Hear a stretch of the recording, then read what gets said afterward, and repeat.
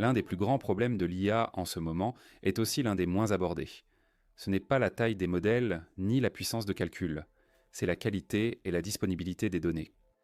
La raison pour laquelle c'est important, c'est que l'IA pourrait en manquer. L'industrie a longtemps fonctionné grâce à la collecte de données sur Internet.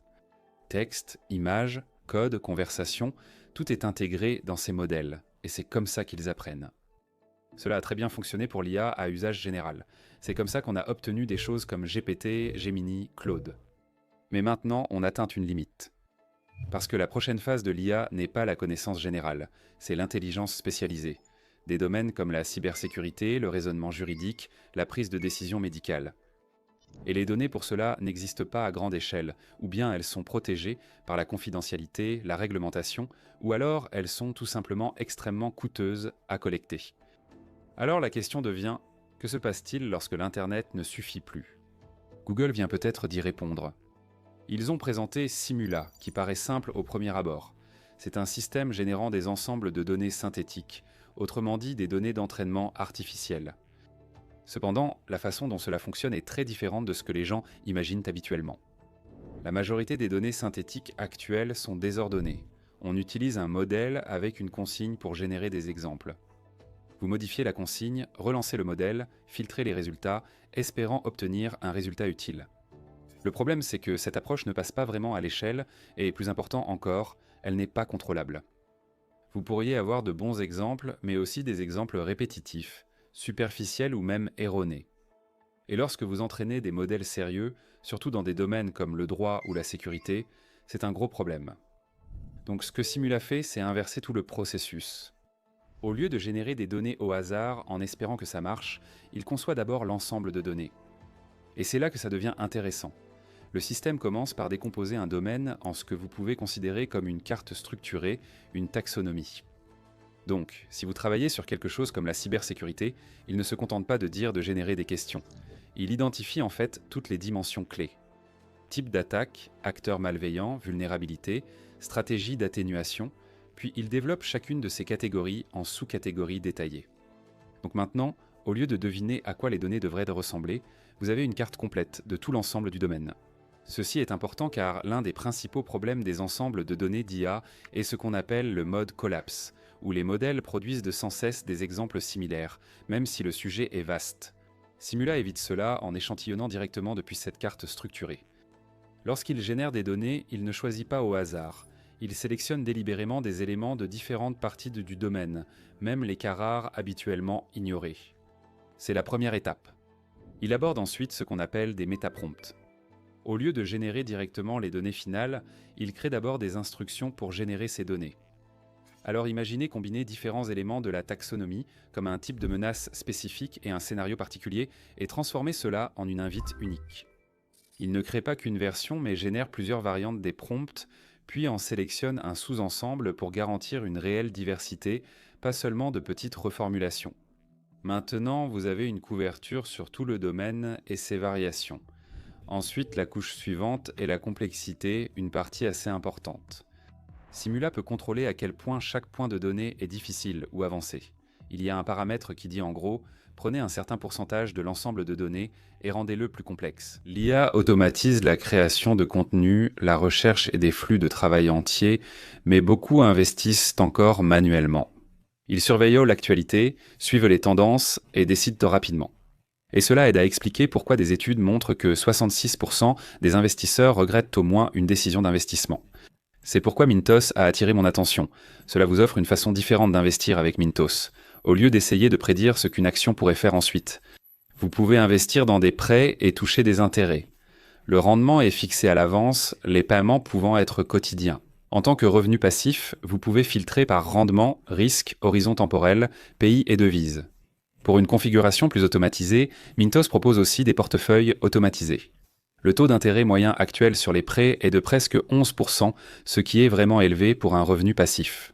Mintos est en activité depuis 2014, compte plus de 600 000 utilisateurs et est réglementé dans l'UE sous MiFID. Actuellement, en venant via notre chaîne, recevez jusqu'à 500 € de bonus pour un investissement d'au moins 500 €. Cliquez sur le lien en description ou scannez le QR code. Des rendements stables, pas de surprise et en plus un bonus. Ne ratez pas cette occasion et bonne chance. C'est plus déroutant, plus réaliste.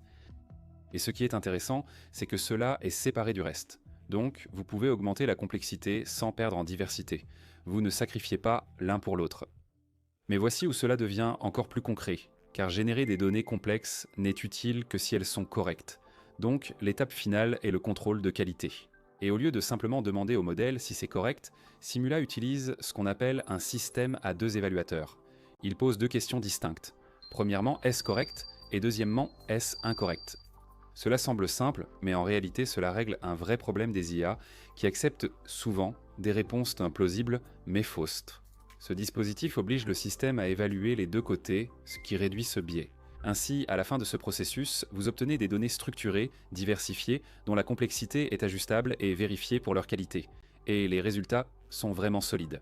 Dans certains cas, les modèles entraînés sur ces données synthétiques ont obtenu de meilleurs résultats que les modèles entraînés sur des ensembles de données traditionnels. Il y a même eu un moment où l'augmentation de la complexité des données a donné un gain de performance notable, avec environ 10% d'amélioration sur l'un des tests de référence en mathématiques, même si ce n'est pas toujours aussi simple. Dans les domaines où le modèle enseignant était peu performant, plus de complexité a empiré la situation. Si le système générant les données n'est pas fiable, des exemples plus complexes amplifiant les erreurs. Il faut donc trouver un équilibre. Mais l'essentiel, ce n'est pas la performance, c'est le contrôle. C'est l'un des premiers systèmes à considérer la création de jeux de données comme un problème d'ingénierie, à concevoir, mesurer et faire évoluer, plutôt que de simplement rassembler toutes les données disponibles. Cela change tout. Longtemps, l'avantage en intelligence artificielle était d'avoir accès à plus de données, des jeux de données plus grands, plus d'extraction de données sur le web et plus de ressources. Si ces systèmes continuent de s'améliorer, l'avantage ira à ceux qui conçoivent les meilleures données, non à ceux qui en ont le plus. Cela change le jeu et pose aussi des questions plus larges. Si l'IA peut créer ses propres données d'entraînement, parfois meilleures que celles du monde réel, quel sera alors le rôle du monde réel à l'avenir? A-t-on encore besoin de grands pipelines de données? Les entreprises doivent-elles toujours utiliser des données protégées ou sensibles? Ou bien allons-nous commencer à entrer dans une phase où la plupart des données d'entraînement sont synthétiques par défaut? Nous n'en sommes pas encore tout à fait là. Pourtant, c'est l'une de ces étapes qui donne l'impression d'aller dans cette direction. Si cela arrive, le fondement de la construction de l'IA change, car le goulot d'étranglement devient la conception des données, et non plus leur disponibilité. Google essaie de résoudre le problème de l'apprentissage de l'IA, tandis qu'OpenAI se concentre sur ce que l'IA fait vraiment. À mesure que ces systèmes progressent, surtout les IA de type agent capables d'agir, de coder, d'utiliser des outils et d'exécuter des tâches en plusieurs étapes, la situation se complique rapidement. Quand ça ne fonctionne pas, vous n'avez pas juste un message d'erreur, mais des centaines, voire des milliers de lignes de journaux bruts. Des fichiers JSON, des sorties imbriquées, des appels d'outils, des étapes de raisonnement, tout est mélangé. Et essayer de comprendre ce qui s'est réellement passé dans ce processus devient un vrai défi. OpenAI vient donc de sortir Euphony, et ce n'est pas un nouveau modèle, c'est un outil. Il répond pourtant à un problème réel rencontré par de nombreux développeurs. Euphony est essentiellement un système accessible dans le navigateur qui prend ces journaux d'IA désordonnés et les transforme en quelque chose que vous pouvez réellement lire. Vous obtenez une chronologie claire et structurée des actions de l'IA, étape par étape, au lieu de voir du JSON brut. Qui a dit quoi? Quel outil a été utilisé? Ce que le modèle essayait de faire à chaque instant? Et comment tout le processus s'est déroulé du début à la fin? Et cela compte plus qu'on ne pourrait le penser au premier abord, parce que l'IA évolue vers des agents, pas seulement des chatbots qui répondent à des requêtes, mais des systèmes capables de planifier, d'exécuter et d'ajuster leur propre comportement au fil du temps. Et cela compte plus qu'on ne pourrait le penser au premier abord, parce que l'IA évolue vers des agents. Pas seulement des chatbots répondant à des requêtes, mais des systèmes capables de planifier, exécuter et ajuster leur comportement dans le temps. Et une fois que vous entrez dans ce monde, la visibilité devient essentielle. Vous devez comprendre pourquoi le modèle a pris une décision, où il a échoué, quelle étape a causé le problème. Sinon, le débogage devient un jeu de devinettes. Euphony change la donne. Il permet aux développeurs de charger directement dans un navigateur des conversations entières ou des journaux de session, puis de les explorer instantanément de façon structurée. Filtrer par rôle, cibler certaines étapes, vérifier les métadonnées et modifier les données si besoin. Cela fonctionne aussi sur de grands ensembles de données. Au lieu de chercher dans des fichiers, vous pouvez explorer le comportement d'un système d'IA comme si vous le rejouiez, ce qui est un grand changement. La principale limite actuelle du développement de l'IA n'est pas seulement de créer les systèmes, mais de les comprendre. Des outils comme celui-ci aident à réduire cet écart. Cela en dit long sur la direction d'OpenAI. Ce n'est pas une fonctionnalité tape à l'œil, mais de l'infrastructure. Outil destiné aux développeurs créant des systèmes complexes sur l'IA, en phase avec une tendance plus large. L'IA devient de moins en moins une question de simples requêtes et de plus en plus une question de flux de travail, de processus en plusieurs étapes, d'outils connectés, de tâches de longue durée. Et si c'est l'avenir, alors les outils qui rendent ces systèmes visibles, déboguables et contrôlables deviennent essentiels. Ce qui est encore plus intéressant, c'est qu'OpenAI ne semble pas s'arrêter aux outils de compréhension du comportement des agents. Ils semblent aussi préparer une version de ChatGPT basée sur des agents actifs en arrière-plan.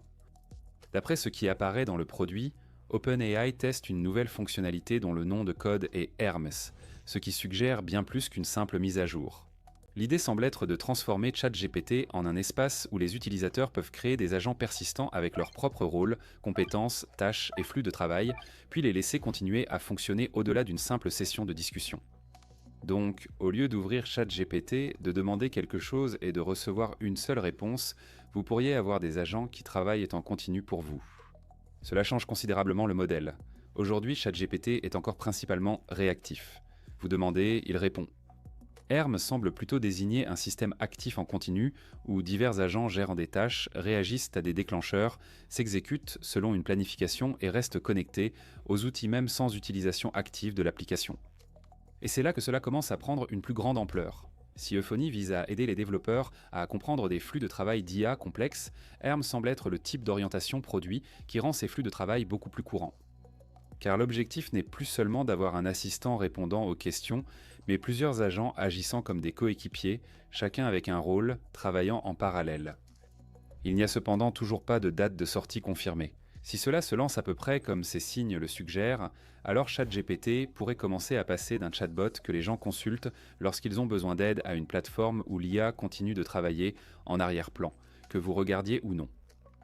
Si vous souhaitez plus de contenu sur la science, l'espace et la technologie avancée, nous avons lancé une chaîne dédiée. Les liens sont en description. Allez voir.